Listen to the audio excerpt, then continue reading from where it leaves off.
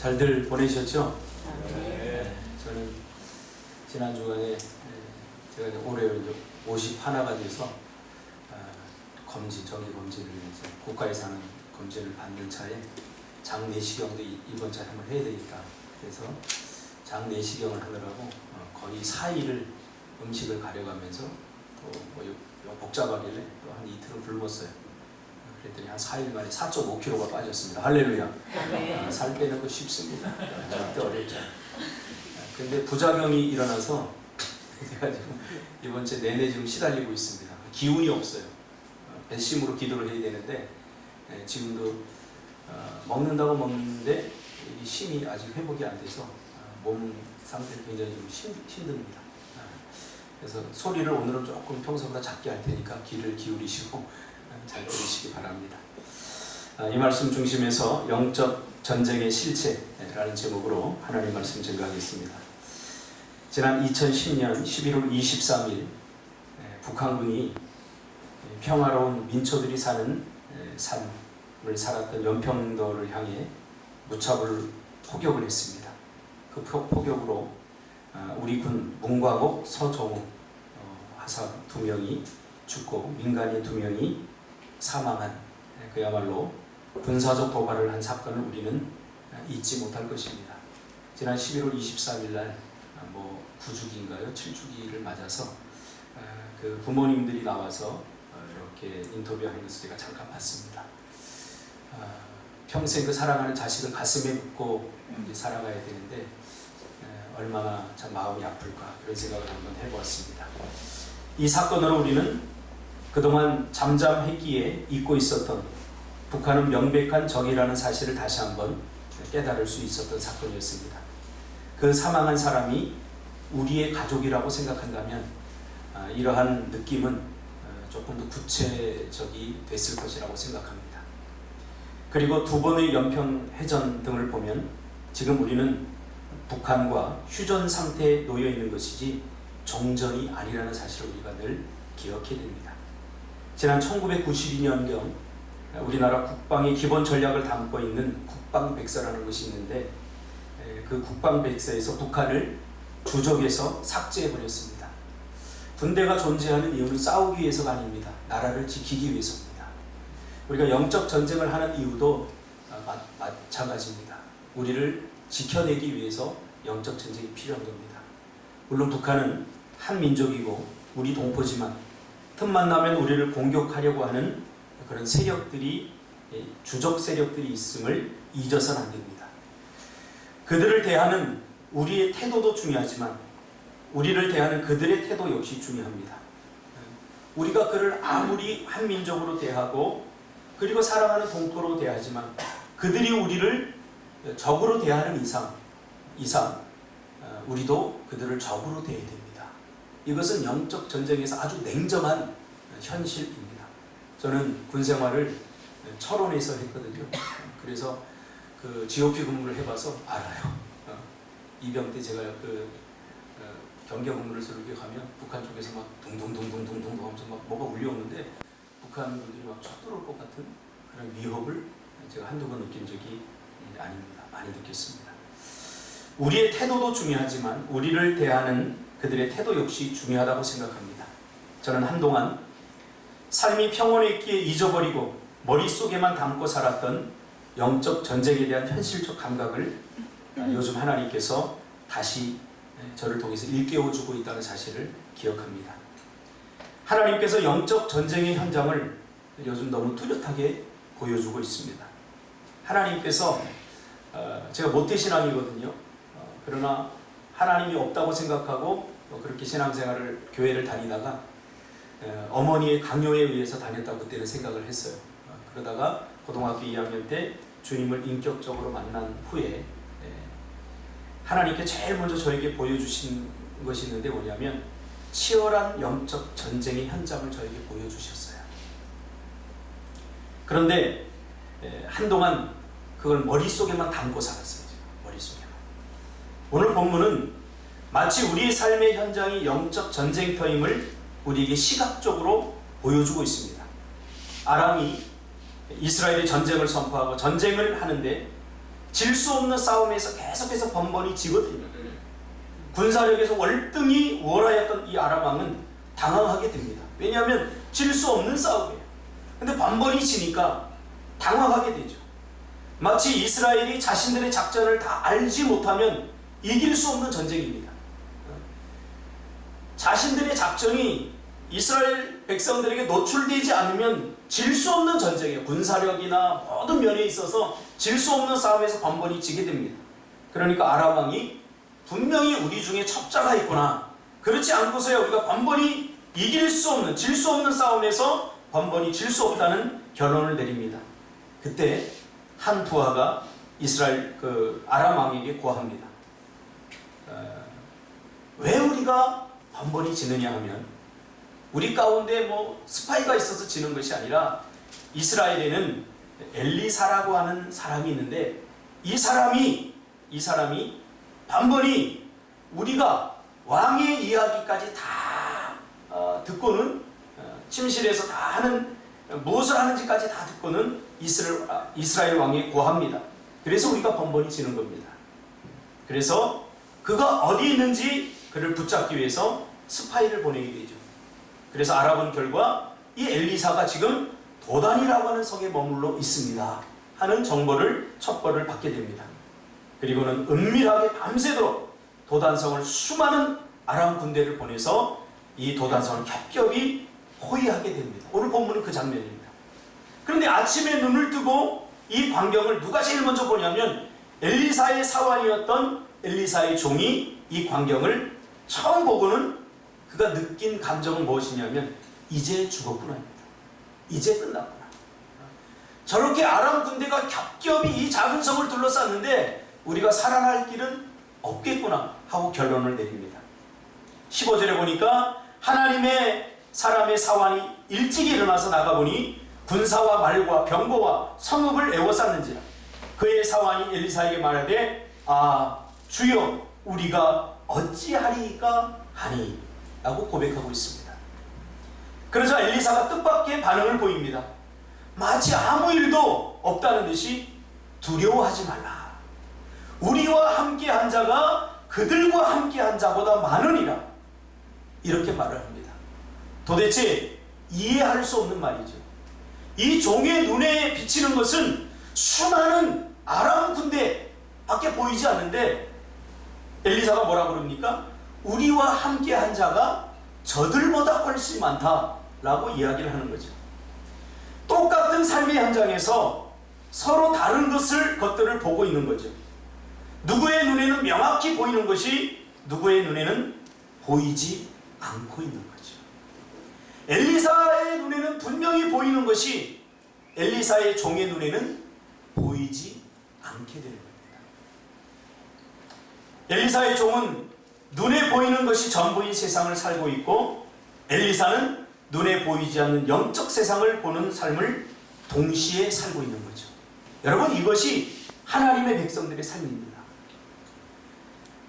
우리가 눈에 보이는 세상을 이게 전부다라고 생각하면 그 사람은 아직도 회심하지 못한 사람이에요. 왜냐하면 성경은 분명하게 하나님의 백성은 육신의 몸을 입고 있지만 눈에 보이지 않는 세상을 동시에 살아가는 사람임을 성경은 우리에게 거듭해서 강조하고 있지 않습니까? 하나님의 백성은 눈에 보이는 세상을 전부라고 여기며 사는 3차원적 삶과 눈에 보이지 않는 영적 세상 4차원의 삶을 동시에 살아가는 사람들임을 우리는 절대로 잊어서는 안 됩니다. 그러므로 눈에 보이는 것이 전부다, 이것이 모든 것이다 라고 생각하면 이것은 커다란 착각이죠. 그러면서 17절에 기도하여 이르되 여호와여, 이 엘리사의 기도예요. 여호와여 원하건대 그의 눈을 열어서, 여기서 그는 엘리사의 종입니다. 그의 눈을 열어서 보게 하옵소서 하니 여호와께서 그 청년의 눈을 여심해 그가 보니 불말과 불병거가 가득하여 엘리사를 둘렀더라. 기도하여 그 종의 눈을 열게 했더니 비로소 이 종의 눈이 열리면서 무엇을 보았어요? 육신의 눈으로 볼 때는 수많은 아람 군대만 보였는데 그 뒤에 하나님의 군대, 불말과 불평거와 수많은 하나님의 군대를 보게 되었다는 사실입니다. 사랑하는 여러분, 우리의 영의 눈을 열어 영적 세상을 보시기를 바랍니다. 아멘. 이게 보이지 않으면 보이는 것들이 전부라고 생각하고 보이는 것들에 좌절하고 보이는 것들이 낙심합니다. 우리는 이 세상에서 보이는 것들에 얼마나 많은 포위를 당하면서 사는지 몰라요.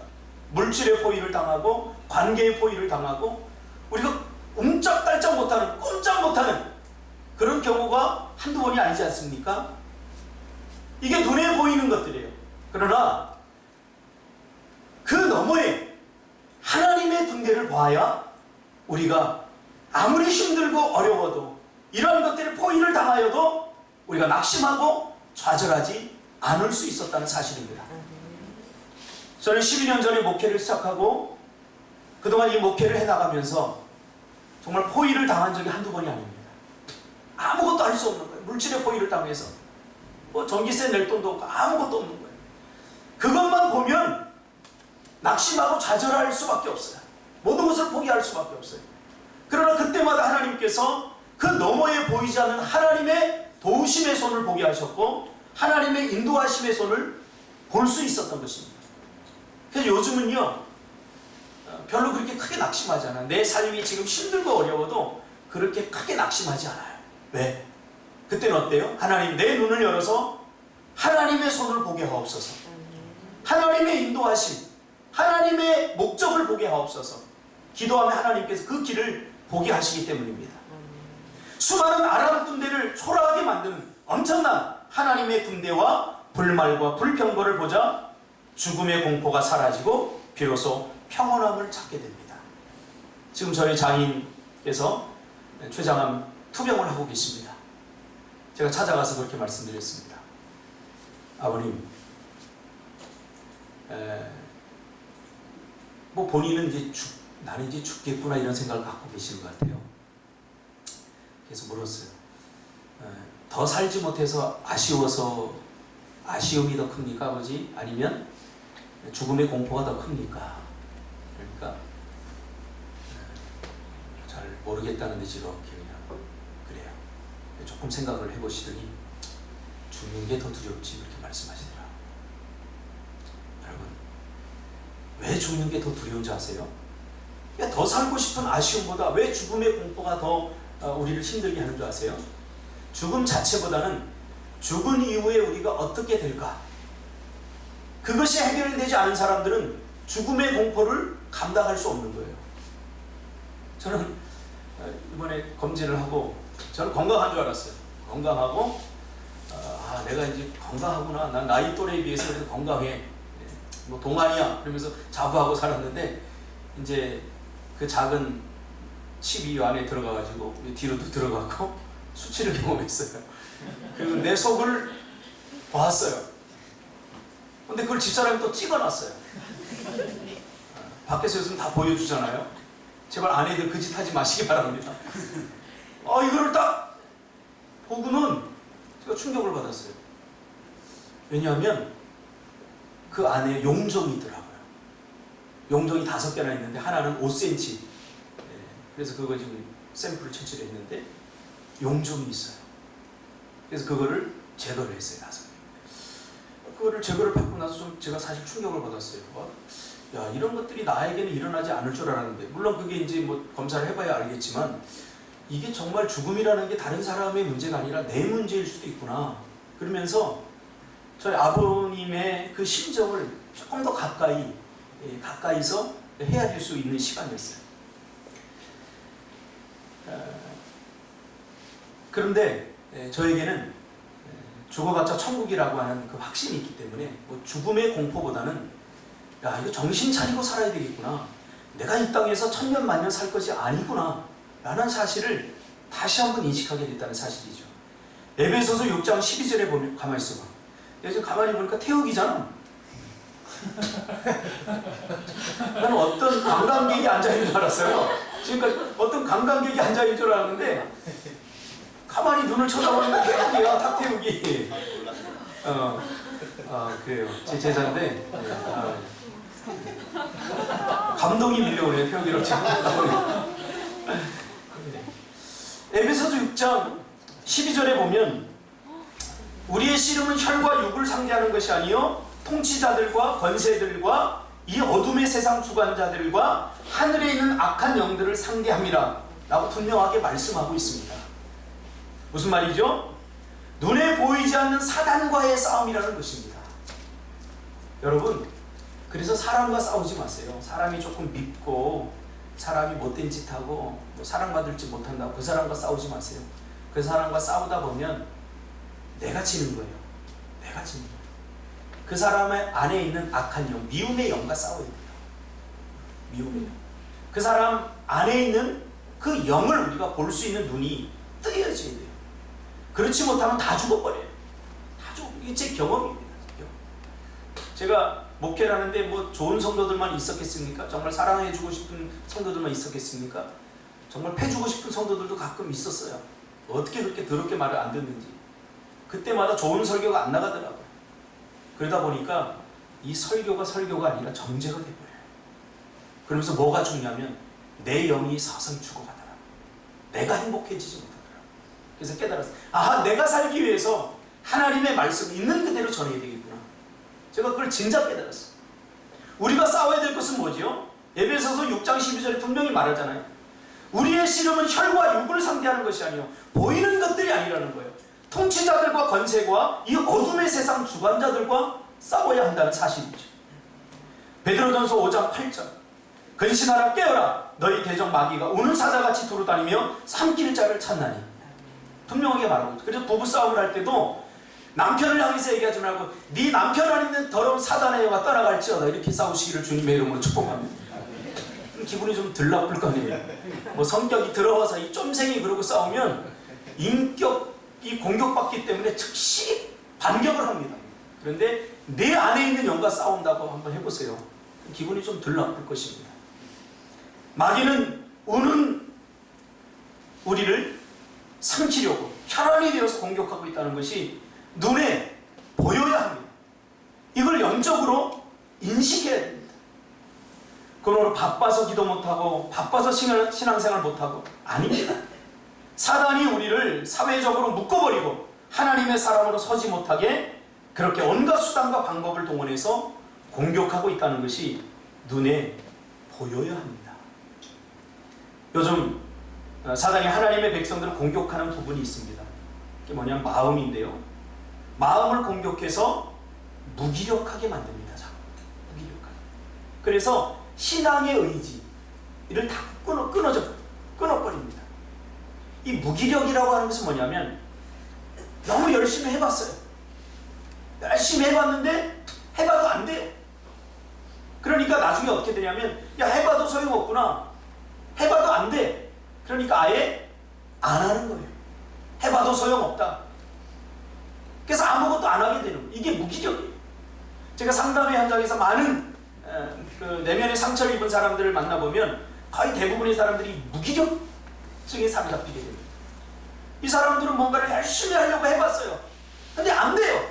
한 번 하고 두 번 하고 세 번 하고 네 번 하고 하다가 안 되니까 그 다음에 어떻게 되냐면 무기력해져요. 야 해봐도 안 되겠구나. 해봐도 소용없구나. 그래서 아무리 주변에서 해야 된다고 이렇게 해도 해봐도 소용없어. 해봐도 안 돼. 이런 마음의 상태를 우리는 무기력에 빠졌다. 이렇게 이야기를 합니다. 우리 신앙의 세계에서도 마찬가지입니다. 요즘 제가 우리 한국교회 성도들과 또 우리 교회 성도들을 이렇게 진단해 본 결과 많은 사람들이 무기력해져 있어요. 해봐도 안 된다고 생각해서 아무것도 하지 않게 만드는 이 사단의 전략에 넘어가 버린 거죠. 예전에 성도들은 은혜 받을 것에 대한 기대감이 있었습니다. 그래서 은혜 받으려고 몸부림을 쳤습니다. 그런데 은혜를 받으면 반드시 나타나는 현상이 있습니다. 이 받은 은혜가 얼마 가지 못한다는 거예요. 그래서 은혜 받으면 뭐예요? 이거 또 며칠 있으면 원래 상태로 돌아갈 건데. 그래서 은혜 받는 것을 스스로 포기하고 스스로 넘어져 버려요. 은혜 받으면 뭐해? 기도하면 뭐해? 신앙생활하면 뭐해? 믿으면 뭐해? 또 원래대로 돌아갈 텐데. 영적 좌절감들이 깊다는 것을 제가 발견했습니다. 은혜 받아도 소용없더라. 그냥 내 계획, 내가 원하는 대로 사는 것이 훨씬 낫더라. 그러면 실망도 덜 하게 되지. 이것이 반복되다 보니까 은혜 받을 땐 좋은데 시험이 오고 그러면 나는 넘어질 것이다 라는 깊은 좌절감들이 다 있습니다. 이런 식으로 마귀는 하나님의 은혜를 당신의 백성에게서 빼앗아가고 하나님과 우리 사이를 무기력하게 만들어버립니다. 저의 경우예요. 저도 은혜 받고 정말 하나님이 주신 은혜를 받고 막 했는데 얼마 못 가서 또 원래 상태도 돌아가고 또 원래 상태로 돌아가고 그러니까 그 다음부터는 은혜 받고 싶은 생각이 별로 안 들더라고요. 왜요? 다시 돌아갈 건데요. 여러분, 이거는 우리가 치러야 될 치열한 영적 전쟁의 한 부분입니다. 오늘날 한국교회 성도는 이 무기력에 사로잡혀 있습니다. 그래서 아예 결심하고 결단한 것을 포기하고 살아가게 합니다. 죄 짓지 말아야지. 그러면 더 큰 죄를 짓게 됩니다. 근데 문제는 하나님은 이런 나의 마음도 모르고 잘 도와주지 않는다는 거예요. 내가 결단하고 결심하고 신앙생활 열심히 한다고 결심하면 하나님 나를 도와주셔서 독수리에 날개친 것 같이 쫙쫙 올라가고 우리 인생의 문제도 확확 풀어져서 정말 내가 헌신하는 만큼 하나님 나를 도와주면 나도 신이 나겠는데 그렇지 않다는 사실이에요. 그래서 하나님 앞에 원망도 많이 했어요. 하나님 도대체 왜 그러죠? 그러다 제가 깨달은 게 있어요. 뭐냐면 하나님이 도와주지 않는 것이 아니라 사단이 역사를 한다는 거예요. 마귀가 역사해요. 마귀가 하나님의 은혜를 받고 누리지 못하도록 방해하고 역사하고 우리를 넘어지도록 한다는 사실이에요. 이게 영적 전쟁이라는 거예요. 그래서 마가복음 3장에 보면 하나님께서 우리를 부르신 세 가지 목적이 있어요. 첫째는 함께 하기 위해서, 우리와 함께 있기. 두 번째는 전도하기 위해서 우리를 부르고, 세 번째는 귀신을 쫓아내며 권세를 주시기 위해서. 오늘날 이 영적 전쟁을 사람들이 이상한 부류로 치부를 해버려요. 그래서 이성주의적 신앙을 잡고 괜찮은 신앙이라고 생각해요. 이성적으로 생각하고 합리적으로 생각할 때 괜찮은 것들, 그런 것들만 따르도록 신앙이 이성주의적으로 지금 변질돼 가고 있어요. 여러분, 성경은요 이성적으로 다 풀리지 않아요. 왜? 눈에 보이지 않는 영적 세상이 분명히 존재하기 때문에 이성적으로 풀리지 않은 부분들이 있단 말이에요. 그래서 귀신이 얼마나 역사하는지 알려면, 어떤 목사님이 그렇게 이야기했어요. 귀신이 얼마나, 악한 영이 얼마나 역사하는지 알려면 전도해보면 합니다. 여러분, 전도, 선교는 치열한 영적 전쟁터입니다. 우리가 선교 가봐서 알지 않습니까? 이 악한 영이 우리 가운데 얼마나 강력하게 역사하는지 모릅니다. 영적으로 묶여 있으면 이거 잘 몰라요. 그러므로 우리가 혈과 육과 싸워서는 안 되고요, 보이지 않는 이 사단의 권세와 싸워야 됩니다. 마귀는 시나리오가 분명합니다. 분명한 목적을 가지고, 우리보다 더 분명한 목적을 가지고 우리를 하나님의 사랑에서 멀어지게 하고 하나님의 사명에서 멀어지게 하려고 우는 사자처럼 덤벼드는 거예요. 여러분, 그걸 인식합니까? 저는 요즘 그것을 인식한다니까요. 그래서 결국 하나님이 축복하시는 자리에 서지 못하게, 누리지 못하게 합니다. 제가 처음에 예수님을 인격적으로 영접하고 그리고 작은 교회에서 봉사를 하게 됐어요. 그때 얼마나 주님을, 저는 하나님이 안 계신 줄 알았어요.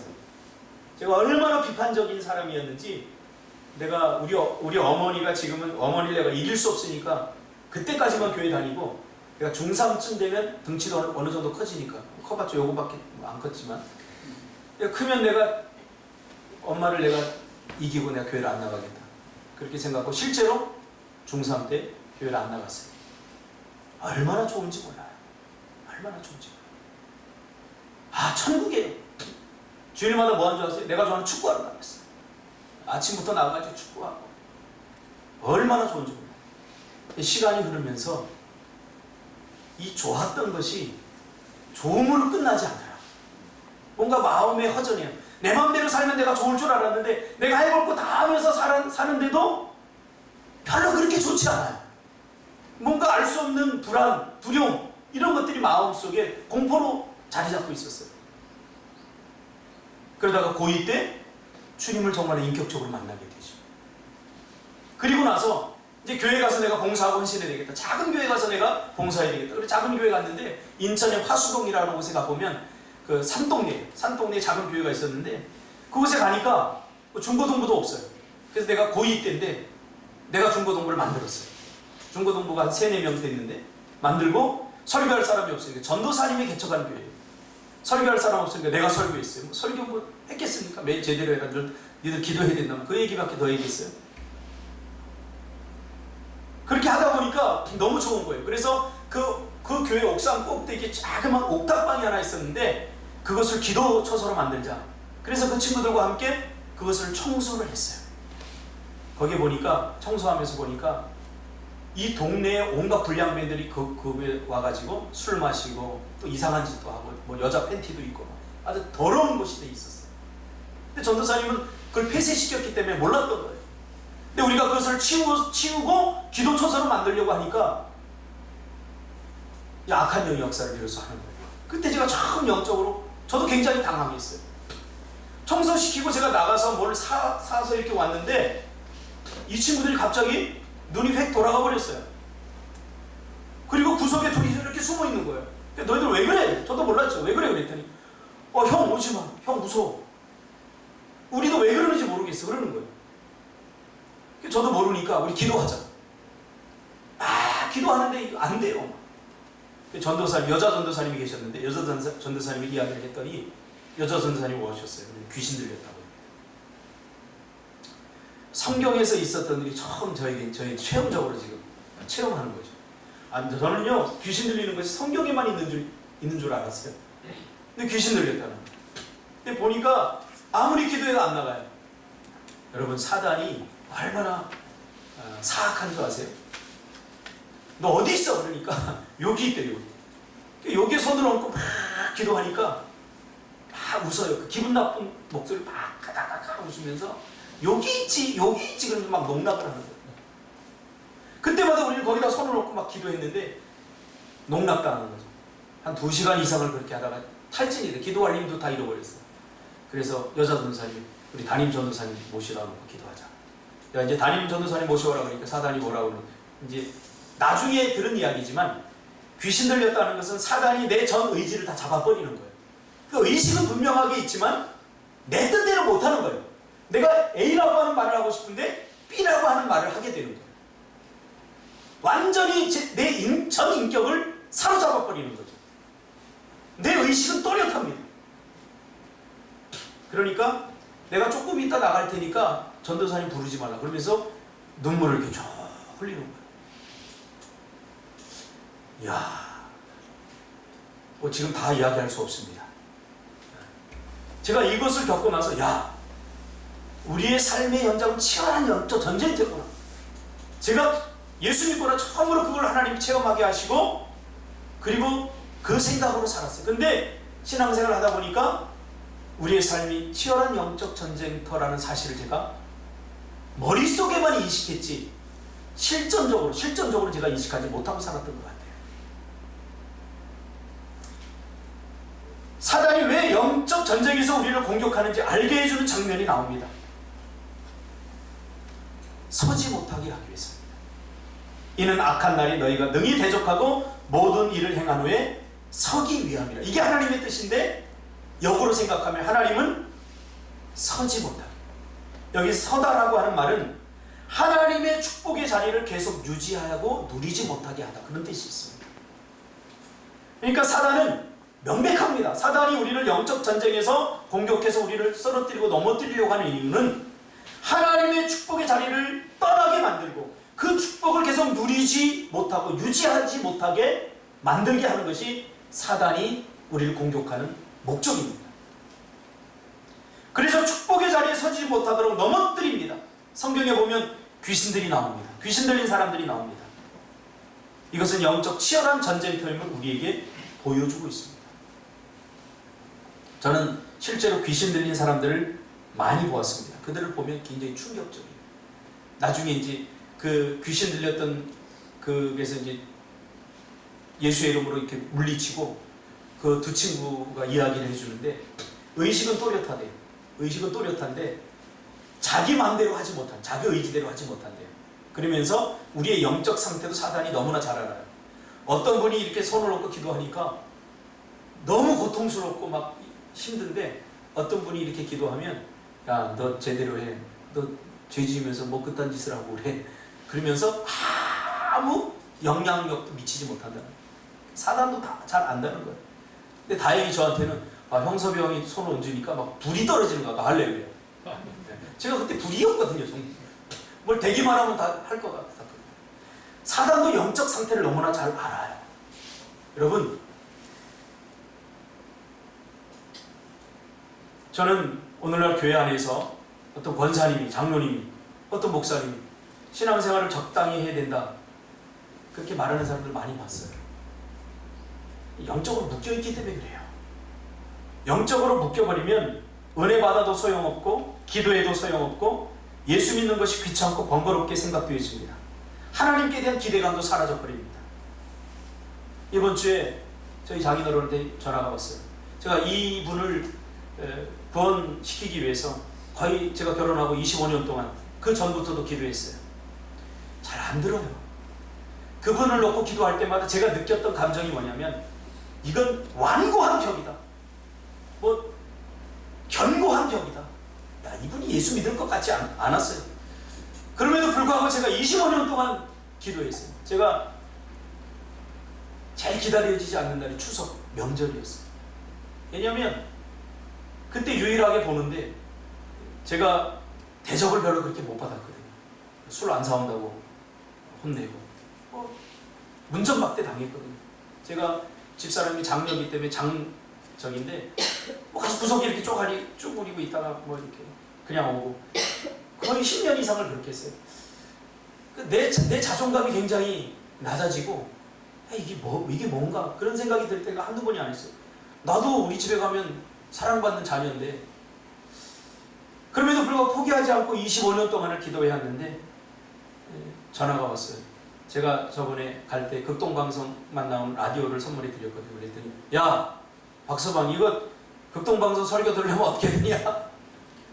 이거 네 설교 들으려고 하는데 이거 어떻게 주파수 맞춰야 돼? 이거 모르겠다! 그러면서 화를 내는 거예요. 야 기적이 일어났구나. 저는 그분이 그렇게 말할 줄 제가 몰랐어요. 꿈에도 몰랐어요. 여러분 영적 싸움에 중요한 것은 기도하는 것을 포기하지 말아야 됩니다. 인내해야 됩니다. 마귀의 일은 명백합니다. 죽이는 것입니다. 하나님의 사랑에서 떠나가게 하는 것입니다. 그래서 영적 전쟁에서 반드시 기억해야 하는 것이 있습니다. 마귀의 의도입니다. 우리의 삶에서 일어나는 영적 전쟁에서 모든 문제 가운데 분명한 마귀의 의도가 있다는 사실을 우리가 기억하지 못하면 우리는 반드시 당하게 되어 있습니다. 밉습니까? 그냥 미운 게 아니에요. 의도가 분명히 있어요. 그래서 그 의도를 파악하는 것이 중요합니다. 그냥 좋은 게 좋은 것이라고 생각해서는 안 됩니다. 사단은 하나님의 백성들뿐 아니라 자녀들까지 쓰러뜨리려고 하고 있습니다. 요즘 세상을 보세요. 동성애를 합법화하려고 법적으로 추진하고 있고 10세 이하 어린이들에게 부모가 되어도 성경을 가르치지 못하도록 그렇게 하고 있지 않습니까? 이게 뭐 대수롭지 않은 일이라고 여러분 생각하십니까? 이런 것들, 기독교 절대 가치, 성경의 가치, 하나님이 만들어 놓으신 우리를 행복하게 살도록 만들어 놓으신 절대적 기준이 무너져 버리면 그 다음부터 우리는 지옥의 권세를 맛보면서 살게 됩니다. 그러니까 이게 우리가 지켜야 돼요. 저번 주에도 배혜선 집사님 우리 단톡방에다 올리라고 다 올렸잖아요. 이런 거 해야 돼요. 잘 해야 돼요. 마귀는 우리를 속이는 자입니다. 속아서는 안 됩니다. 교묘하게 천사처럼 가장해서 다가옵니다. 그래서 똑똑해야 돼요. 뭐 많이 배우고 그런 똑똑 이성적으로 탁월해지는 이야기가 아니라 영적으로 탁월해져야 됩니다. 내 삶 속에서 일어나는 일들이 단순한 미워서 미움이 생기는 게 아니라 단순한 갈등이 아니라 이것을 통해서 사단이 의도하는 것이 있다는 거예요. 그것을 우리가 분명히 파악해야 된다는 거예요. 마귀는 어둠의 주관자죠. 사람의 마음을 어둡게 합니다.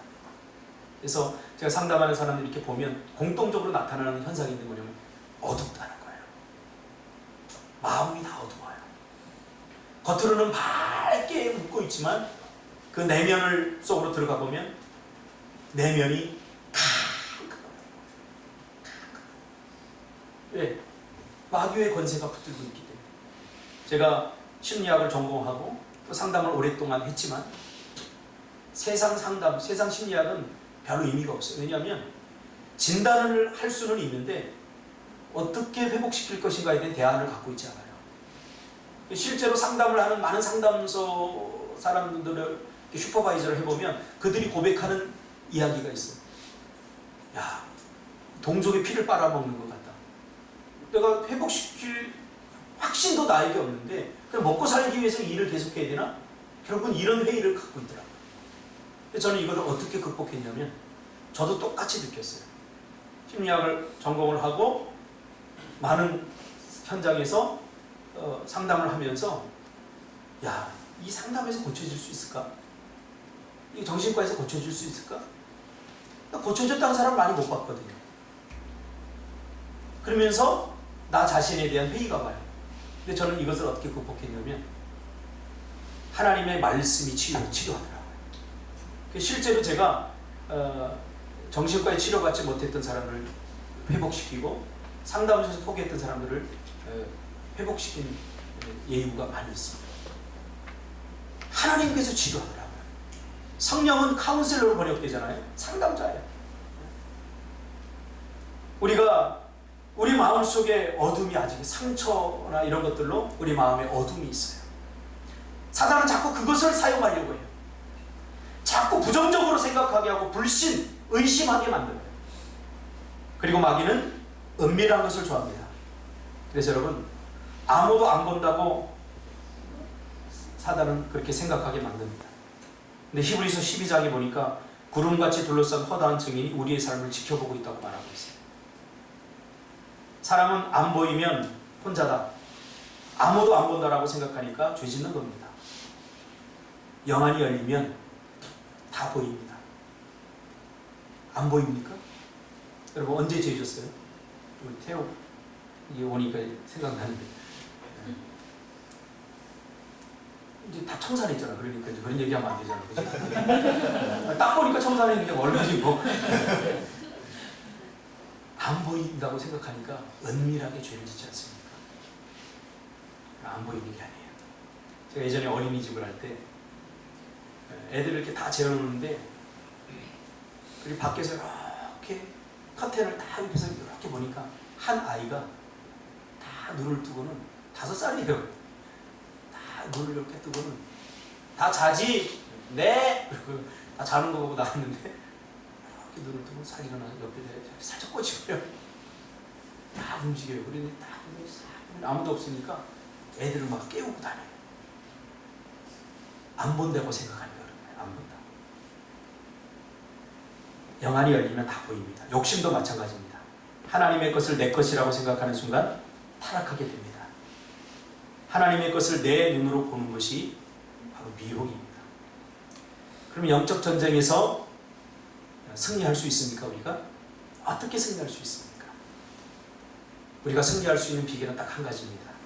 내 안에 계신 하나님을 바라보며 그분을 바라볼 때 그때만 우리가 승리할 수 있어요. 그 하나님께서 힘을 주시고 권능을 주실 때 우리가 하나님 안에 거할 때 이때 우리가 승리할 수 있습니다. 그리고 인생의 모든 순간에 그분이 하시는 일을 믿어 드려야 됩니다. 믿는다는 것은 그분의 인격을 믿어드린다는 것입니다. 그래야 주 안에서 승리할 수 있습니다. 근데 사단은 주 안에 있는 것이 힘들다고 미혹해서 자꾸 떠나게 만듭니다. 마음이 떠나게 만들고 생각이 떠나게 만들고 예수 믿고도 행복하지 못하고 죄의 종노릇 또 갈등과 좌절에 빠지고 시험에 들어서 힘들어하고 있다면 예수님을 정말로 믿은 것이 아닙니다. 분명히 해야 됩니다. 저는 요즘 예수님을 정말로 믿은 사람과 예수님을 믿고 있다고 착각하는 자의적 믿음, 이걸 구분해야 된다고 저는 주장하고 있습니다. 왜냐하면 성경에서 말하는 믿음은 세상을 이긴다고 했는데 우리가 세상을 이기지 못하고 있는 것은 내 믿음이 약하고 내 육신이 약해. 자꾸 이런 쪽으로 핑계대면 안 돼요. 우리는 이제 본질로 들어가야 돼요. 좀 찔려봐야 돼. 욱하고 찔려봐야 돼. 내가 정말 예수 믿는 사람입니까? 아니면 그냥 교회만 다니는 사람 아닐까? 요즘 한국교회 부흥이 멈췄다고 하는데 저는 부흥이 멈췄다고 생각하지 않습니다. 버블이 거치는 거예요. 그동안 예수 믿었던 사람, 믿었다고 착각하는 사람들이 이런 것을 통해 걸러지고 있는 시간이죠. 걸러지고 있는 시간. 그러나 예수님을 진짜 바라보고 모든 것을 맡겨드리며 살아가고 있다면 곧 서게 되는 거죠. 요한일서 5장 18절에 보니까 악한 자가 나를 만지지도 못하게 하신다고 주님이 말씀해 주셨습니다. 제일 힘든 게 있습니다. 예수 믿지 않고 교회 다니는 사람들입니다. 성령 받지 않고 신앙생활하는 사람들. 이게 정말 힘듭니다. 하나님은 살아계십니다. 제 선한 양심으로 여러분들이 고백합니다. 하나님은 반드시 살아계십니다. 제대로 한번 신앙생활 해보세요. 제대로 해야 제대로 된 은혜를 경험하고 제대로 된 신앙생활을 해야 빛된 삶을 살 수 있게 되는 것입니다. 기도하겠습니다. 하나님 고맙습니다.